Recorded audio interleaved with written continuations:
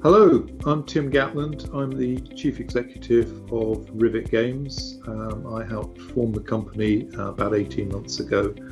We are a spin-out from another company called Dovetail Games, who are based down in Chatham. Rivet Games is a video game developer. We are currently focused on making train simulation products. And these are add-ons for the market-leading Train Simulator World and Train Simulator 2020 from Dovetail Games. And these give people the experience of driving a train on their computer. So they are realistic simulators. Our next release, which will be around the end of this month, September, is a working simulation of the Isle of Wight trains. And we've just been working on that now for about 6 months.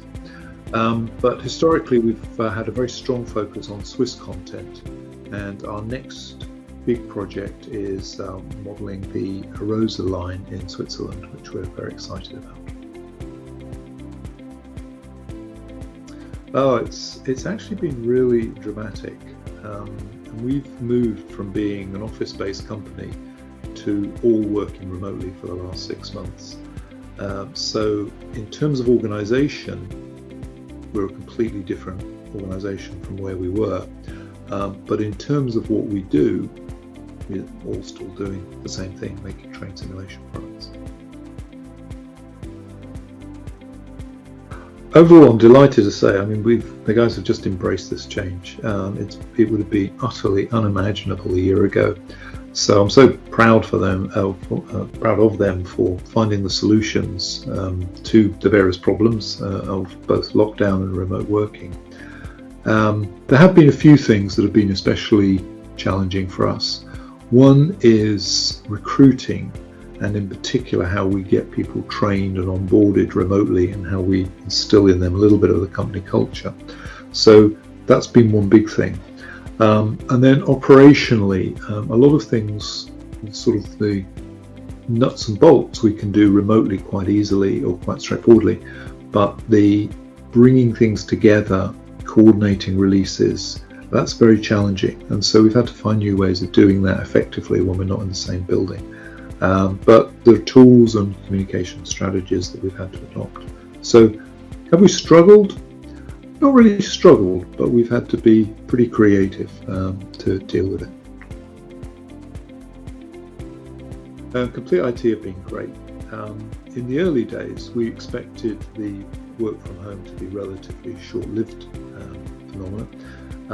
And during that time, they provided the key assistance to allow everyone remotely to access the servers that were in the office at that time.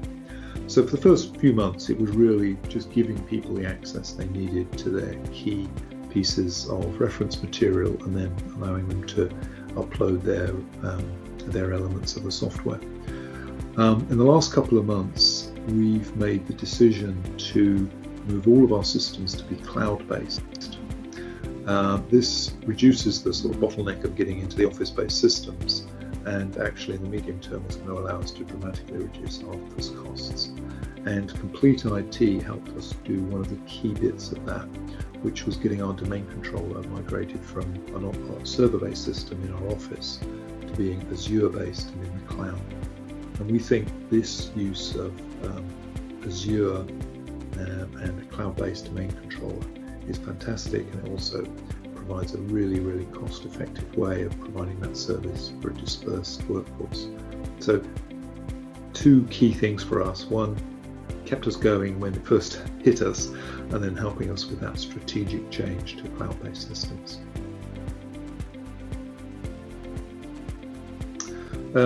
Well, it's going to be very different.